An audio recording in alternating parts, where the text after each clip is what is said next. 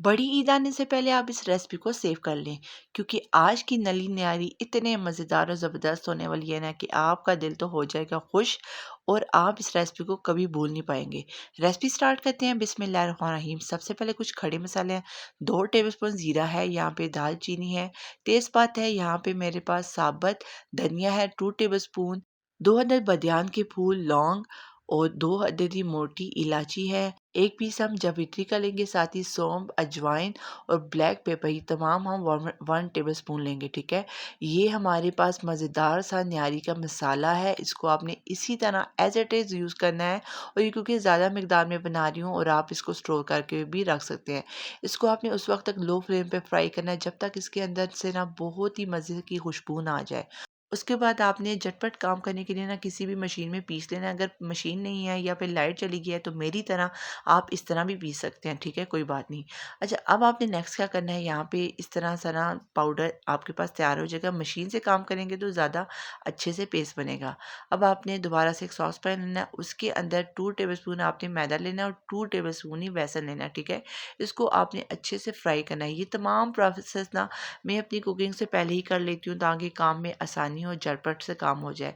जब इसके अंदर बहुत ही प्यारी सी खुशबू आना स्टार्ट हो जाएगी ना, तो इसका कच्चापन दूर हो जाएगा। ये हो गया मिक्सचर रेडी। अब आपने एक बड़े से देचके में ऑयल लेना है, उसके अंदर 3 जो है ना बड़े साइज़ के आपने प्याज़ लेने हैं जिन्हें कि आप स्लाइस में काट लेंगे। उसको आपने अच्छे से मिक्स करना है और इसका कलर इक्वल ब्राउन करने के लिए हम 1 टीस्पून नमक का यूज़ करेंगे और इसको अच्छे से मिक्स करेंगे।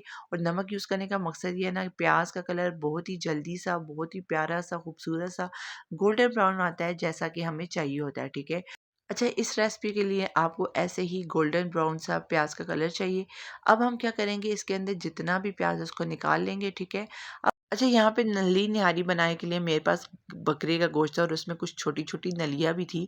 इसकी जगह आप बड़े जानवर का गोश्त भी ले सकते हैं, ज़रूरी नहीं आप बकरे का लें। बड़े जानवर के गोश्त में ज़्यादा मज़े की बनती है, लेकिन इस तरीके से ना आप किसी भी चीज़ से में डालें तो आपका जो निहारी है बड़े ही मज़े की बनेगी। सबसे पहले तो आपने क्या करना है, इसके अंदर शामिल कर देंगे हम अपना गोश्त, साथ ही अदरक लहसुन का पेस्ट हम इसके अंदर शामिल कर देंगे और इसको अच्छे से आपने मिक्स करना है उस वक़्त तक जब तक इसका कलर चेंज नहीं हो जाता। ठीक है? कलर चेंज होने में क्या होगा ना, इसके अंदर जितना भी पानी एक्स्ट्रा होगा ना वो भी ड्राई होगा।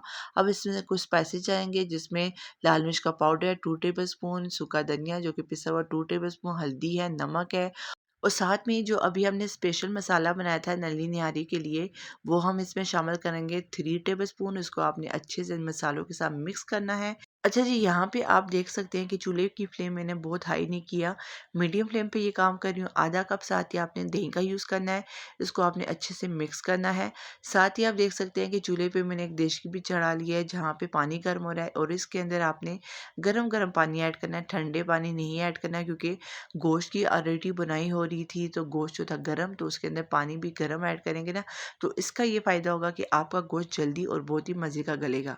अच्छा, यहाँ पे इसको मैंने छोड़ दिया था। साथ ही आपने क्या करना है, जो हमने प्याज़ का फ्राई निकाली थी ना, उसको आपने अपनी मिक्सी में शामिल कर लेना है। उसके अंदर थोड़ा-सा पानी शामिल करेंगे जिससे ये आसानी से ना ब्लेंड हो जाए और यहाँ पे हो गया हमारा मिक्सचर रेडी। और यहाँ पे आप देख सकते हैं कि गोश्त भी जो है ना, वो बहुत अच्छे से हमारा गल गया था।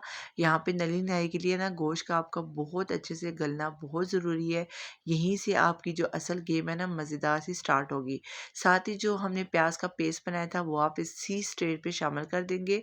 और यहाँ पे जो ऑयल है ना वो मुझे पहले निकालना था जब गोश्त गला था।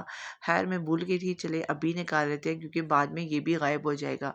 क्योंकि जब अभी हम ये पाउडर डालेंगे ना जो कि हमने मैदे और बेसन बनाया था, इसको हमने शामिल करना है।